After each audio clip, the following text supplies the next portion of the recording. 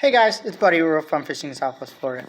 If you've been liking these type of videos, just leave in the comments and I'll try to do more of like my fixing videos and stuff. I was trying to just mainly do fishing videos and whatnot, but I don't know. So here's part 2 of me fixing my enclosed trailer. Hey guys, I'm just showing you that I am priming the metal.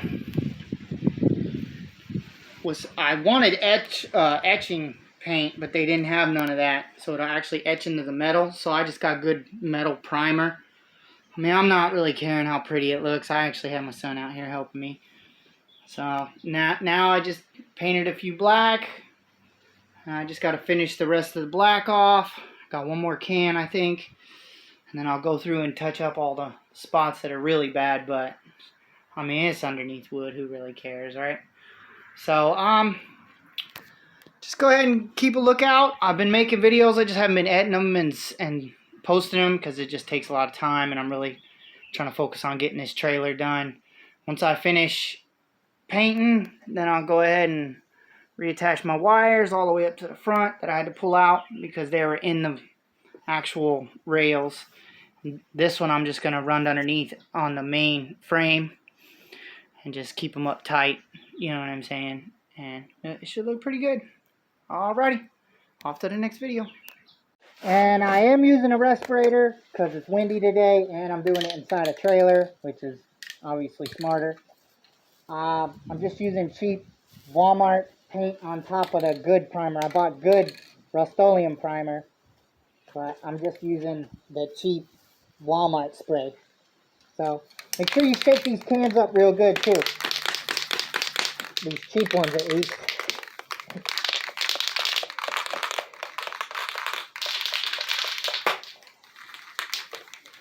There we go. Show you how I do it.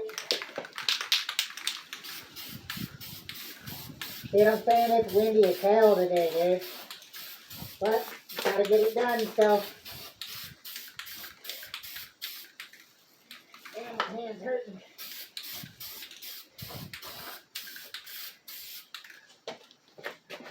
I don't know how well you guys can see me do this, but.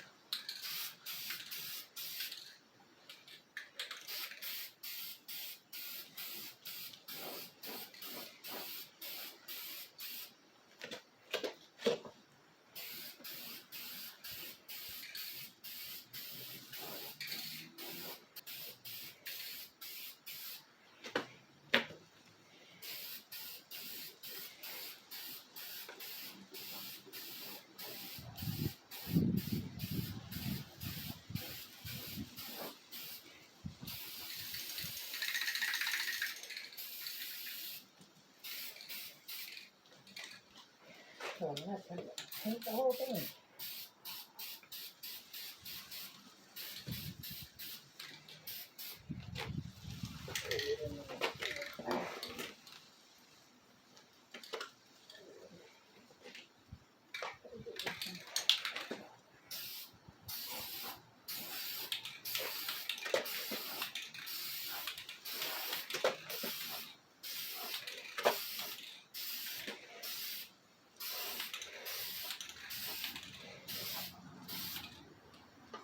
Alright, one more rail, guys.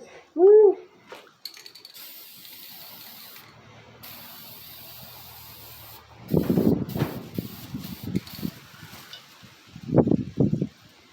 Give the wind a second to blow away.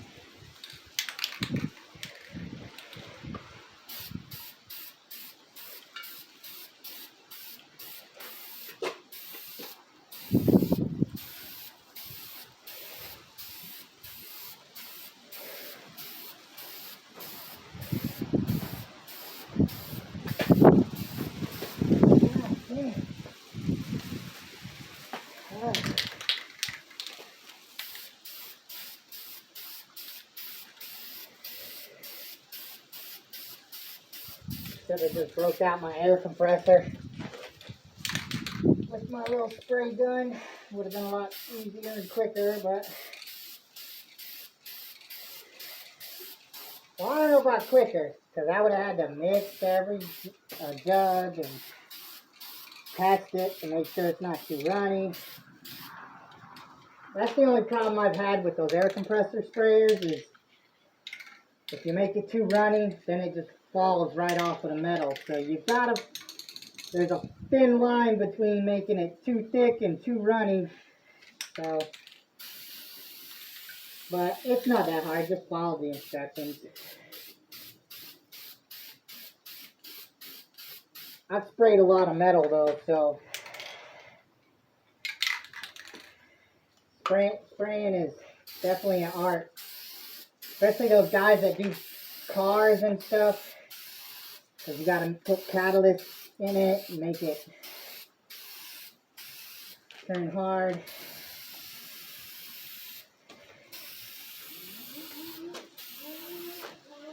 Yeah, you can tell my fingers starting to hurt. I'm holding the can with both hands.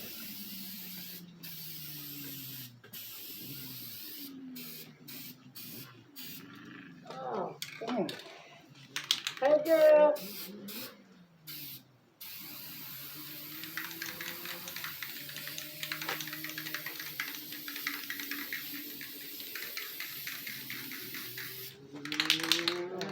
Yeah, see, when you try that, and just shaking and spraying, you get mist spots, I've noticed.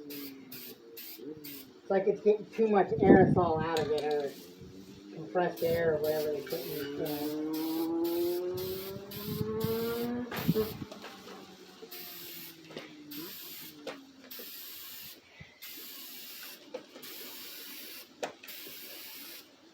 I mean, hell, once I put the wood on and it scrapes around a little bit, half of this paint's going to be off anyway. And all the stupid screws are going to put holes in it. Oh, damn, my hands hurt.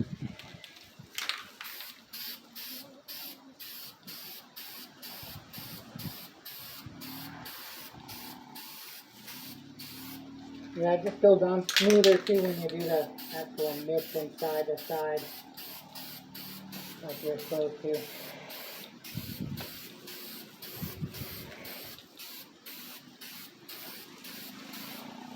Oh, one more rail. One more half a rail, actually. Oh, yep. Get my little weld spot. Oh, these are the hardest ones. Damn.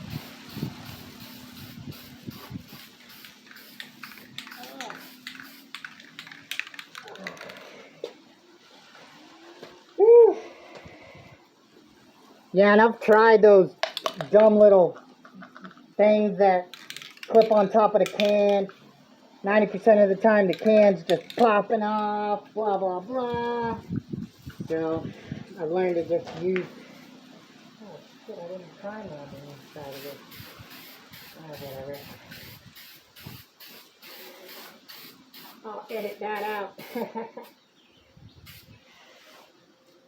I ran out of prime.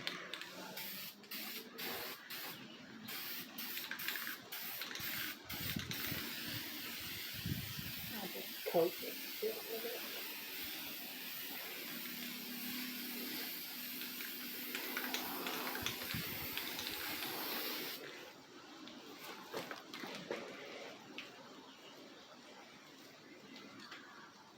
I think the rails at least. Yeah.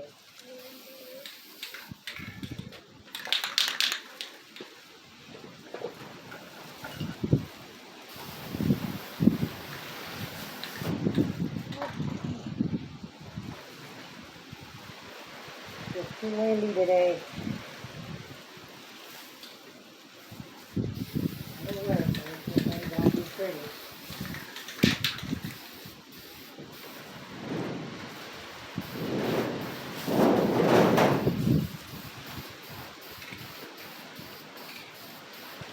This is just to help it not rush as fast. It's gonna rush.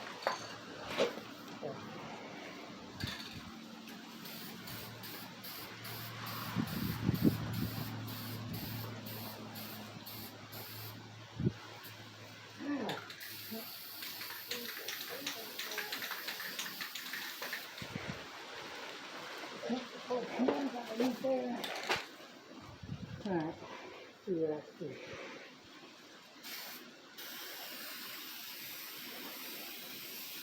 Just fold it away.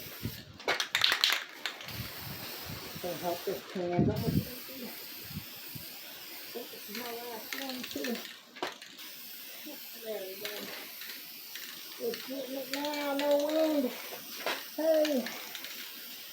Oh. And that can's done. I'm done. It's good enough. I coated everything. Alrighty. See you on the next video. Another thing, guys, is make sure that you shoot the cans with a pellet gun and put a hole in it or poke a hole in it. Do not put them in the trash can without doing that, because they will explode. So, just FYI. Alright guys, now I'm going to be rerunning the wiring up to the front. I would really like to have some metal clamps, but I got these plastic ones from the leftover boat project that I did. I actually did a pretty good job on a 14-foot Grizzly John boat that I had remodeled a long time ago. It was really nice. It was actually pretty cool. Like, the cool thing about it is like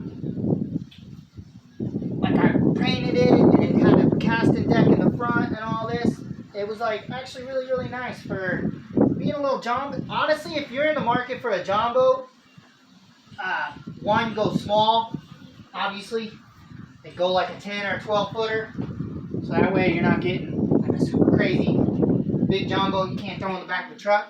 But if you are wanting a nice, good sized John boat that can actually still do stuff like going heavier waves or actually have a casting deck and have room to actually do something, those Grizzlies are actually pretty nice. I mean, I actually thought that was a pretty damn good boat for everything that happened. I got it for a really like a crazy deal. Like, mainly I just bought it for the 15 horsepower Mercury that was on the back. But I got a trailer and the Grizzly John boat and the motor. God, I think I spent like $800, $900. And then I sold off like a really, really good rate too. So that was pretty cool, you know. Actually getting a good deal. Usually I don't get good deals. Usually I get screwed. So, but yeah. So more or less what I'm gonna do is take one of these little plastic tie, a metal screw, stainless steel, and zip it in. I might even throw some paint on top. What I'm gonna do, I'm actually gonna do a lot of them since they're plastic. Probably gonna do way more than I should, but whatever. It is what it is. I do gotta tie these back into the other cable, which I'll show you how I do later. But yeah, I'm just gonna do this.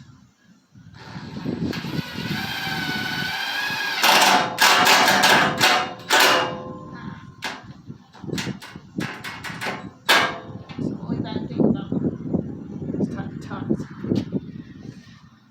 So that's pretty much what it's gonna look like. So there we go. You can watch me do all the rails down. Let's go ahead and get you guys a little taller.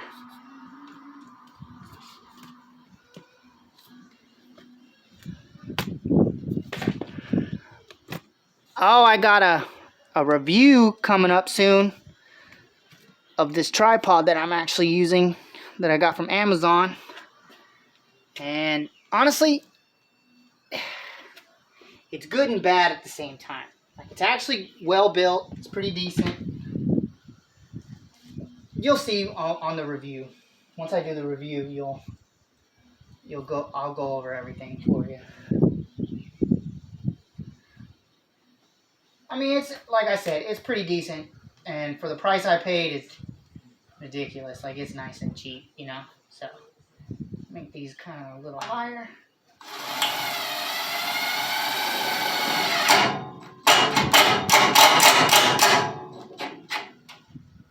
There we go.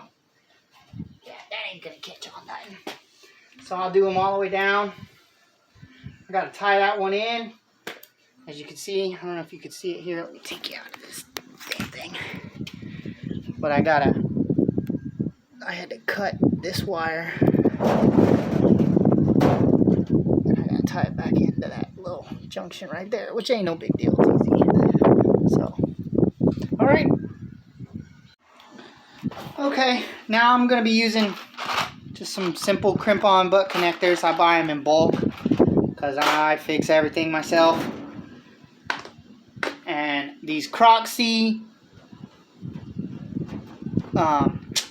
heat shrink, dude, this stuff is awesome. This actually has glue inside. I don't know if you can see that, but it has glue inside.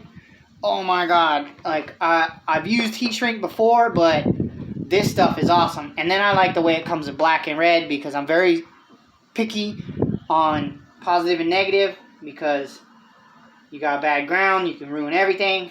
So long story short, I love this stuff. Trick is, always start with your heat shrink. Do not put your butt connector on before the heat shrink, duh. But a lot of people don't get into the habit. What I usually do is I'll take whatever connectors I need. And I like these because because it's got a little tray, so I can just put my little butt connectors on top. I get me some heat shrink tubing. And I always make sure my heat shrink goes over my butt connector, not over the wire. Because just because your heat shrink will fit over your wire, don't mean it's going to fit over your butt connector. Duh, you know what I mean? And with these, you can actually get away with cutting them in half and still having enough to heat shrink over the top. But since they're so cheap, and since I don't feel like crawling underneath the trailer to fix this ever in my life, I'm probably just gonna use the whole tubing. We'll see. You know what? Nah. This trailer's so dang old, it don't matter.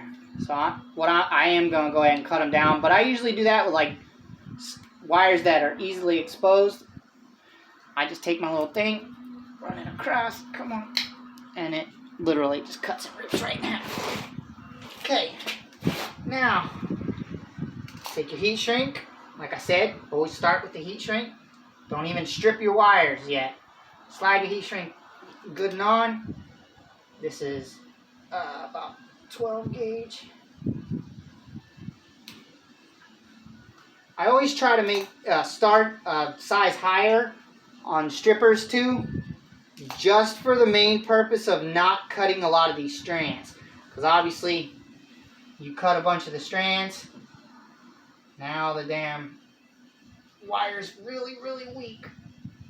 Yeah, see, the 12 works just fine. Okay? Take the butt connector.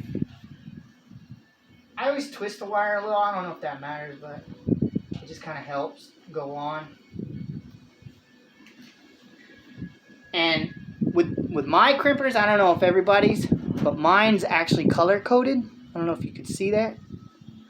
So 22 to 18 is red. Almost all, I don't know for sure, I'm not an electrician, but almost all of the butt connectors are colored too. So if you have any thought of which one you should use, just kind of go with the color. It's pretty simple actually. Don't squeeze super hard. Make sure you squeeze in the right spot. And boom. I always give it a little tug, just to make sure. Put it all the way in. Actually, I should have done my crimpers first. But yeah, see? Make sure you get it in a good spot. And then I always push the wire up in. I have better crimpers too, but these are I'm just trying to show you with these really cheap ones on.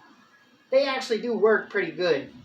I mean, if you're in tight spots, you might need another one that will get in there easier. But these seem to work okay. See? And then just do them. Take the torch. And when I got a bunch of wires like this that are kind of close to each other, I always just start far away.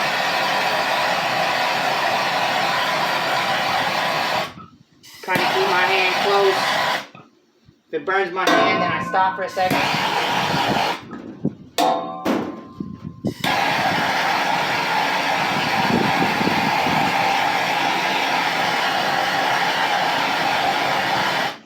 go. Just all heat shrunk up. That's pretty much it. That's all it takes to heat shrink a wire. Pretty easy.